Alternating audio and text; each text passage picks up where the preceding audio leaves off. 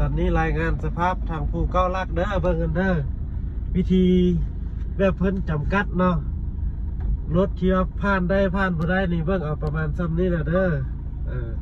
นี่มันเป็นอันนี้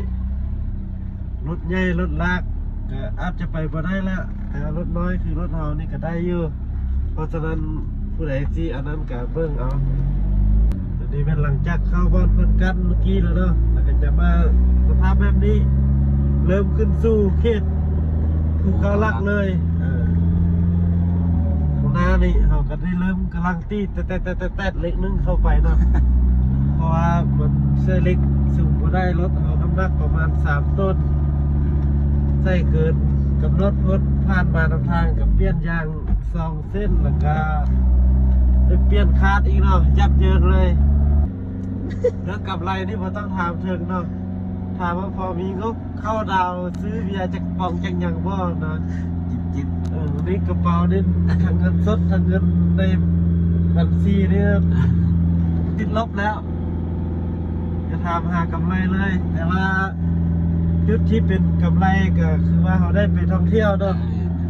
มันถูกต้องตามจุดประสงค์แรกของเราว่าได้เท่าไหร่ก็ย่าเขาที่ไปเที่ยวหลวงพระบางสุดเพราะฉะนั้นเราได้ไปเที่ยว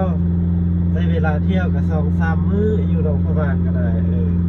แล้วหลังจากนั้นก็จะค่อยได้ขึ้นสู่โดมไส้เอาเครื่องมาเอาไปตั้งแต่วันที่26ปกติเนี่ยจะฮอตวันที่27ก็ฮอตแล้ว แต่ว่าเราไปเอาเครื่องในวันที่30แล้ววันนี้เราจึงค่อยออกมาแล้วมันจะมีปัญหาเรื่องรถก็บ่ได้มาฮอตเบียงเนาะกับวันที่31มื้อนี้บ่ฮู้สิว่าได้เข้าดาวอยู่บริเวณใดก็บ่ฮู้ เพราะว่าเรื่องให้ทันเลยบ่ทันแล้ว